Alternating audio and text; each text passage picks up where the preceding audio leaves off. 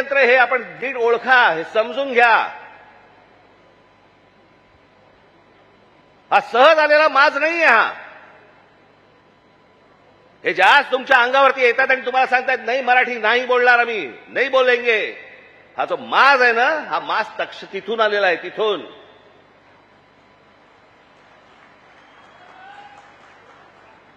मी आज तुमच्याकडे काही लंब चौडं भाषण करण्यासाठी नाही आलो.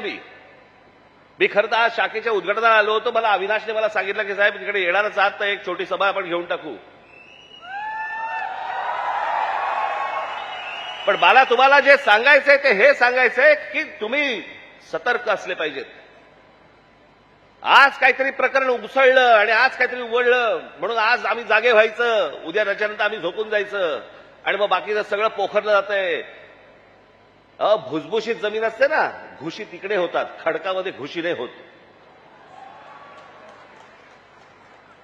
तुम्ही खडकासारखे टणक असले पाहिजेत. महाराष्ट्राची तुम्ही भक्कमपणे बाजू उभी केली पाहिजेत. महाराष्ट्र काय हा तुम्ही समजून घेतला पाहिजेत. मी जे सतत तुम्हाला जे सांगत असतो ना, 1400 वर्ष राज्य केलेला हा महाराष्ट्र या प्रांतावरती. मी अनेकदा बोलत आलो, तुम्हाला सांगत आलो की ह्याला पर्शियन लोक ह्याला हिंद प्रांत म्हणत. छत्रपती शिवाजी महाराजांची घोषणा पण काय होती? हे हिंदवी स्वराज्य व्हावे ही नव्हती, हे हिंदवी स्वराज्य व्हावे ही होती. या हिंद प्रांतावरती आमची सत्ता असावी. हा संपूर्ण हिंद प्रांत आमच्या हातामध्ये असावा. बाहेरच्यांनी येऊन आमच्यावरती इथे सरकार स्थापन नाही करायची. आम्ही कोणी गुलाम नाही आहोत. या प्रांतावरतीचा अधिकार कोणाचा असेल तो आमचा आहे. आणि 1400 वर्ष या मराठेशाहीने जे राज्य केलं, ज्याला आपण म्हणतो ना अटके पार आम्ही झेंडे फडकवले. अटके पार झेंडे फडकवले म्हणजे काय? आजही मला असं वाटतं पाकिस्तानच्या वायुव्याला नैऋत्येला तो अटक नावाचा किल्ला आहे, त्या किल्ल्यावरती भगवा ध्वज फडकला. ते अटक किल्ला, तो अटके पार झेंडे फडकवले आम्ही. तिथपर्यंत पोहोचले होते मराठे. तो महाराष्ट्र हतबल आहे. तो महाराष्ट्र ह्यांच्यासमोर हात पसरतोय. आम्ही भिका मागायच्या आम्हाला न्याय द्या म्हणून. तुम्ही या महाराष्ट्राचे राजे, तुम्ही या महाराष्ट्राचे मालक. बाकीची माणसं बाहेरून आली, ती तुमच्यावरती रुबाब करणार आणि आम्ही हतबलतेने त्यांच्यासमोर बोलणार, अरे नाही नाही भाई साहब ऐसा मत. का?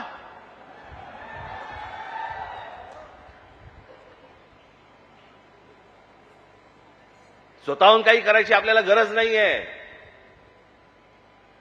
पण जर अशा प्रकारे माज घेऊन जर समजा कोणी अंगावरती आला, ठेचायचा म्हणजे ठेचायचाच.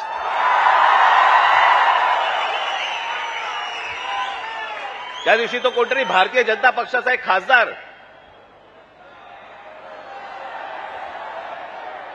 कोणतरी दुबे नावाचा, कसा काय बोलला, मराठी लोगों को हम यहां पे पटक पटक के मारेंगे. झाली का केस त्याच्यावरती? हिंदी चॅनल वाल्यांनी दाखवलं का? पुढे चालवलं का? काही नाही. बघा कसं असतात, कसे असतात ते बघा. तू आम्हाला पटक पटक के मारणार दुबे? दुबेलाच मी सांगतो, दुबे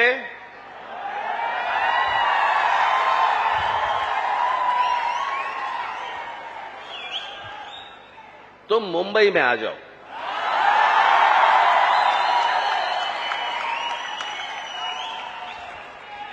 मुंबई के समुंदर में डुबे डुबे कर मारेंगे.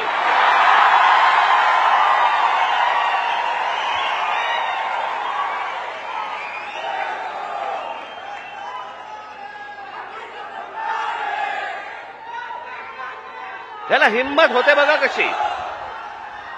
तुम्ही जर काही बोललात तर त्याची राष्ट्रीय बातमी होते. तुम्ही जर कुठची अमराठी माणसाबद्दल काही गोष्ट बोललात तर ती राष्ट्रीय बातमी. पण हे ज्यावेळेला बोलतात त्यावेळेला त्यांना माहिती असतं सरकार आमच्या मागे आहे.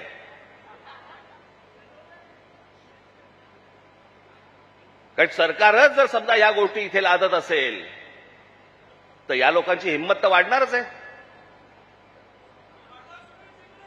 एक गोष्ट त्या दिवशी मी सांगितली, पुन्हा एकदा सांगतो, तुमची सत्ता असेल ती लोकसभेमध्ये आणि विधान भवनामध्ये, आमची सत्ता रस्त्यावरती आहे. रस्त्यावरती काय नाही. 56 इंचाची तुम्ही पण छाती बाहेर काढून फिरा. हा महाराष्ट्र आहे, तुमच्या बापाचा महाराष्ट्र आहे. परत कोणी जर महाराष्ट्रामध्ये वेडवाकडं वागायचा प्रयत्न केला, माझा महाराष्ट्र सैनिक त्याचा गाल आणि त्याचा हात या सगळ्या गोष्टींची युती झाल्याशिवाय राहणार नाही.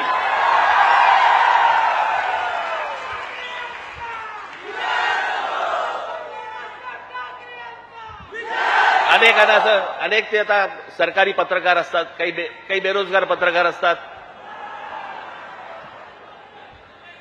आणि मग ते बेरोजगार पत्रकार कुठच्याही युट्यूब चॅनल बिनलवरती जातात आणि म्हणतात की तुम्हाला माहितीये की नाही, ही फडणवीसांनी लिहिलेली स्क्रिप्ट आहे. हा कोणता स्क्रिप्ट रायटर आहे मला अजूनपर्यंत कळलेला नाही, जो स्वतःचा अपमान पण त्याच्यामध्ये लिहितो. ज्याला हे सगळं मागे घ्यावं लागलं, सगळ्यांकडनं दबाव आल्यानंतर मी हे दोन्ही GR मागे घेत आहे, हे स्क्रिप्ट रायटर लिहू शकतो. पण हे काय चालू आहे? हे तुमच्या मनात काहीतरी विष घालवणं सुरू आहे की हे बघा, हे आतून सगळे एक येतं, बघा हे सगळं असं सगळं सुरू आहे. कशाचाही संबंध नाही आहे. कोणाशी माझी मैत्री असो, दुश्मनी असो, काहीही असो, एक गोष्ट निश्चित सांगतो, महाराष्ट्राच्या बाबतीत, मराठी माणसाच्या बाबतीत आणि मराठी भाषेच्या बाबतीत राज ठाकरे कोणाशी तडजोड करणार नाही. याच्या आधीही केली नाही, आत्ताही केली नाही आणि पुढेही करणार नाही. मला असं वाटतं तुम्ही देखील त्याच पद्धतीने महाराष्ट्रामध्ये राहिलं पाहिजे, जगलं पाहिजे, वावरलं पाहिजे. आणि जे कोणी इथे राहत असतील मराठी लोक, मी त्यादिवशी माझ्या एका मित्राचा दाखला दिला होता, बाकीच्यांनी देखील लवकरात लवकर मराठी शिकण्याचा आपण प्रयत्न करावा.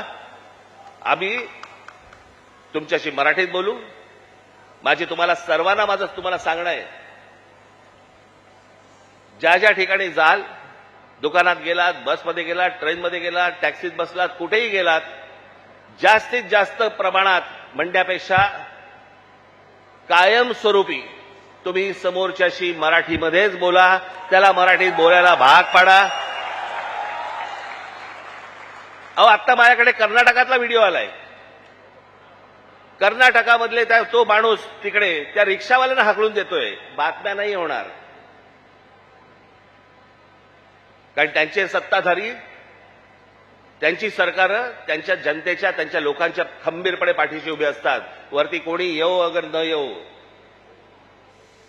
हे महाराष्ट्रच फक्त भोगत आला आणि महाराष्ट्रच फक्त भोगतोय. त्यांना काय वागायचं त्यांचं त्यांनी वागावं. पण मला तुम्हाला फक्त एवढंच सांगायचंय की तुम्ही खंबीर राहा, तुम्ही कडवट राहा. जर तुम्ही घट्ट असाल, तुम्ही जे खडकासारखे टणक असाल, कोणी आतमध्ये शिरायचा प्रयत्न करणार नाही. आजूबाजूला कोण येतंय, कोण राहतंय, कोण काय करतंय, याच्यावरती सतर्कतेने तुमचं लक्ष असलं पाहिजे. एवढीच फक्त आज विनंती करण्यासाठी म्हणून मी आज आपल्यासमोर इथे आलो.